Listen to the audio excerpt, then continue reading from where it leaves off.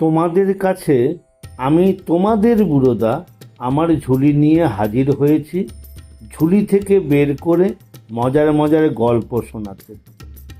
তাহলে আমি ঝুলি খুলছি খুলছি, দেখি আজ তোমাদের জন্য কোন গল্প ঝুলি থেকে বেরোয়।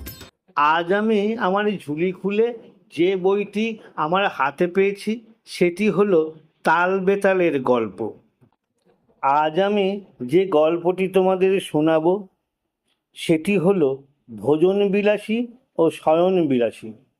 কণ্ঠে আমি সুমঙ্গল সিংহ, ওরফে তোমাদের বুড়োদা।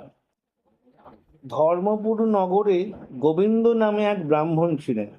তার দুই ছেলে, তাদের একজন ভোজন বিলাসী আর একজন শয়ন বিলাসী।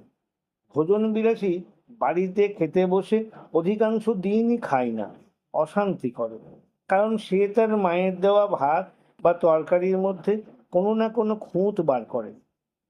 ব্রাহ্মণের শয়ন বিলাসী ছেলেটিকে নিয়েও ঝামেলা বড় কম নয়। তাকে যেমন নরম বিছানাতেই শুতে দেওয়া হোক না কেন, বিছানার নিচে অতি সামান্য কিছু থাকলেও সে শুতে পারে না। ব্রাহ্মণের এই দুই ছেলের দুই ধরনের বিলাসের খবর সেই দেশে রাজার কানে পৌঁছল। রাজা তাদের দুই ভাইকে দরবারে ডেকে পাঠালেন। তারা হাজির হলে রাজা তাদের জিজ্ঞেস করলেন, তোমরা কে কোন বিলাসী তা বলো।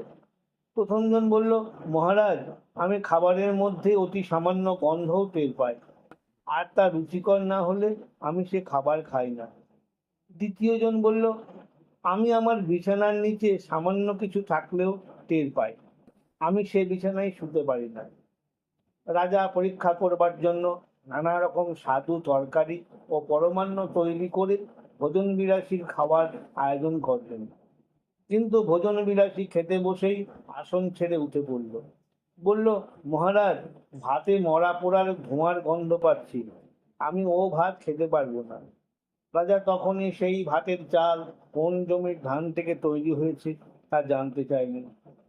রাজার কাণ্ডে এই খবর নিয়ে রাজাকে জানালেন যে সত্যই সেই ধানের জমিটি একটি শ্মশানের পাশে। রাজা যার পর ন্যায় খুশি হয়ে ভোজন বিলাসীকে নানা উপহার দিলেন। এরপর শয়ন বিলাসীর পরীক্ষা।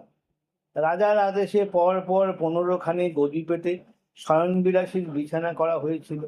শয়ন বিলাসী তাতে শোভা মাত্রই উঠে পড়ে বলল, মহারাজ, উপর থেকে 10খানা গদির নিচে এক গাছি চুল আছে, ওই চুল আমার পিঠে ঠেকছে, কাজেই ওই বিছানায় আমার শোয়া সম্ভব নয়। দেখা গেল সত্যই 10টি গদির নিচে এক গাছি চুল। রাজা খুশি হয়ে শয়ন বিলাসীকেও প্রচুর উপহার দিলেন। এই উপহার পেয়ে ব্রাহ্মণ গোবিন্দের দুঃখের দিন শেষ হলো। তখন বেতাল বিক্রমাদিত্যকে জিজ্ঞাসা করল, রাজা, বল দেখি এই দুই বিলাসীর মধ্যে কে বেশি যোগ্য? বিক্রমাদিত্য বললেন, শয্যা বিলাসী, কারণ নাকে গন্ধ পাওয়ার থেকে চামড়ায় চুলের মতো মিহি জিনিস অনুভব করা বড় কঠিন। আমার কথাটি ফুরলো, নোটে গাছটি মুড়লো। আমার কথাটি ফুরলো, নোটে গাছটি মুড়লো। আমার কথাটি ফুরলো, নোটে গাছটি মুড়লো।